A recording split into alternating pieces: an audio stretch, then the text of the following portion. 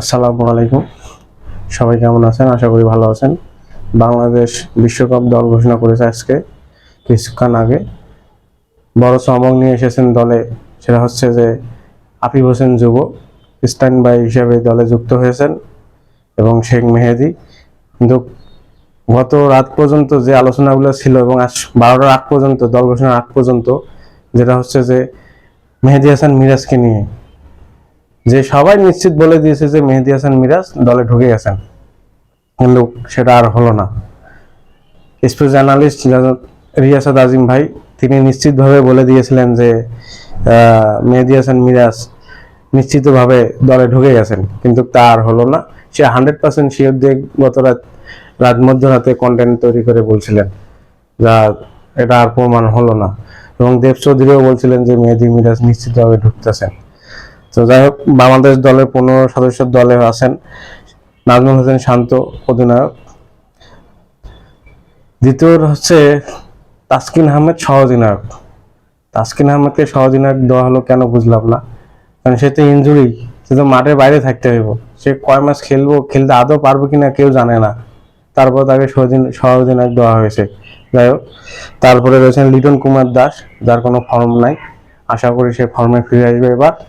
তারপরে রয়েছেন তানজিদ হাসান তামিম, তারপরে রয়েছেন সাকিব আল হাসান, তারপরে রয়েছেন মাহমুদুল্লাহ রিয়াদ, তারপরে রয়েছেন তৌহিদ হৃদয়, তারপরে রয়েছেন মোস্তাফিজুর রহমান, তারপরে রয়েছেন শরীফুল ইসলাম, তারপরে রয়েছেন রিশাদ হোসেন, তারপরে রয়েছেন তানজিদ হাসান সাকিব, তারপরে আছেন তানভীর ইসলাম, তারপরে আছেন সৌম্য সরকার, জাকির হাসান অনেক এবং শেখ মেহেদী।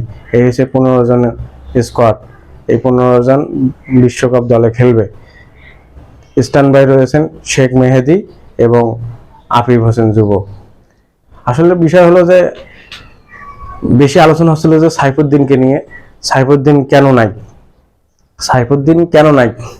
সাইফুদ্দিনকে প্রধান নির্বাচক লিপু ভাই বলছেন যে সাইফুদ্দিনকে বাদ দেওয়ার কারণ যে লাস্ট যে টি-20 ম্যাচটা ছিল জিম্বাবুয়ের সাথে, সেখানে 4 ওভারে 55 রান দেওয়ার কারণে, এবং সে ইয়র্কার বল করতে পারে নাই। যার যেটা মেন টার্গেট ছিল যে ও ইয়র্কার বল করবে, কিন্তু সেই ইয়র্কার বল করতে পারে নাই। ইয়র্কার না করার কারণে এবং শর্ট ফুলডাজ ওয়াইড মোয়াইড দিয়ে একেবারে যায় তার বড় অবস্থা করছেন। এই জন্য তাকে আর বিবেচনা রাখে নাই, তাকে বাদ দেওয়া হয়েছে বিশ্বকাপ দল থেকে।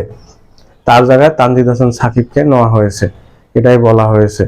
কেমন হলো বিশ্বকাপ দল আপনাদের কাছে প্রশ্ন রইল, এবং বাংলাদেশ দল কেমন করবে, এবং সৌম্য সরকার এবং লিটন কুমার দাস এরা রানে নাই। এই সৌম্য সরকার প্রতিটা বিশ্বকাপে দলে চান্স পাওয়া যায়, কিভাবে হয় হোক সে দলে চান্স পাইবেই, এটাই তার কপাল, ভাগ্য। বিশ্বকাপ আসলেই কেমনে জানি হয় দলে চান্স পাওয়া যায়, এবং এবারও তার ব্যতিক্রম হয় নাই। বিশ্বকাপ দলে অটোমেটিক চলে আসছেন সৌম্য সরকার গত ম্যাচও রান করতে পারে নাই, তার আগের ম্যাচটা 44 রান করছিল, চতুর্থ টি-20 ম্যাচটা 5ম ম্যাচে রান করতে পারে নাই। যাই হোক, বিশ্বকাপ দল ঘোষণা হয়েছে। বাংলাদেশ দলের জন্য শুভকামনা রইল, বাংলাদেশ দল যেন ভালো খেলে এই দোয়া রইল। এই দোয়া বলে আমি এখানে শেষ করছি। সবাই ভালো থাকবেন, সুস্থ থাকবেন, ভালো রাখবেন আপনার চারপাশকে।